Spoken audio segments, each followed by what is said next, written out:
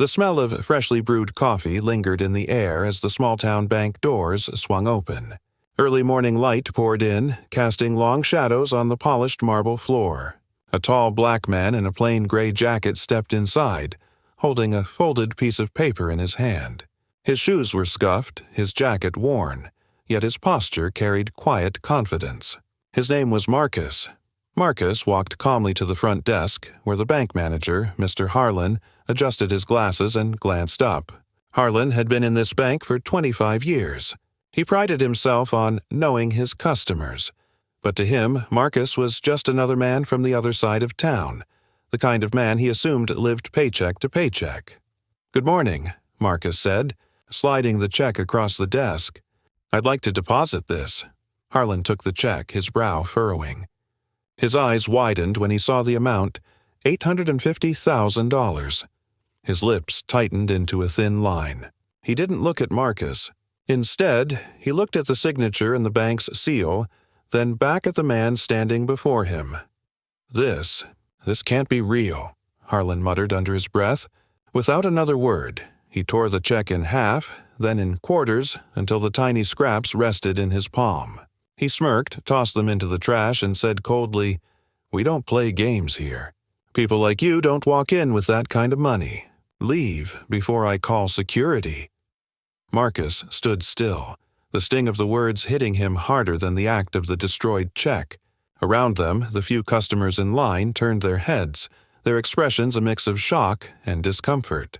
He took a deep breath, his eyes steady on the man behind the counter. "I see," Marcus said softly. He turned and walked toward the door. His hands were steady, though a storm brewed inside him. What Harlan didn't notice was the security guard near the door giving Marcus a respectful nod as he passed. What he also didn't notice was the young teller at the corner desk whispering to her colleague, "That's Mr. Whitaker, the owner." Moments later, silence fell across the room when Marcus returned, not through the front doors, but from the hallway leading to the executive offices. He was no longer just the man in the gray jacket. Now he carried an unmistakable presence. The regional director walked beside him, almost nervously, carrying a folder stuffed with contracts. Every pair of eyes in the bank shifted between Marcus and Harlan. Confusion spread across Harlan's face until realization crept in, draining the color from his cheeks. "Allow me to reintroduce myself," Marcus said, his voice calm but firm. "My name is Marcus Whitaker.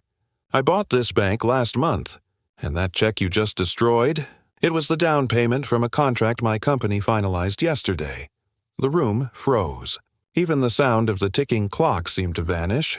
Harlan's lips trembled. I didn't know. You thought I couldn't possibly belong here," Marcus said, finishing the sentence for him. His gaze was not filled with anger, but with a quiet, piercing sadness. "You didn't even ask. You just decided who I was." He turned toward the customers and staff, his voice steady. "This bank is supposed to serve every person who walks through those doors with dignity. No exceptions." For a moment, no one breathed. Then a woman in line began to clap, softly at first, until the sound grew louder, joined by others. The young teller smiled, relief shining in her eyes. Marcus placed a gentle hand on the counter, leaning toward Harlan. "Kindness costs nothing, but arrogance, it can cost you everything." With that, he straightened his jacket and walked back toward his office, leaving behind a room full of stunned faces and a silence heavy with realization.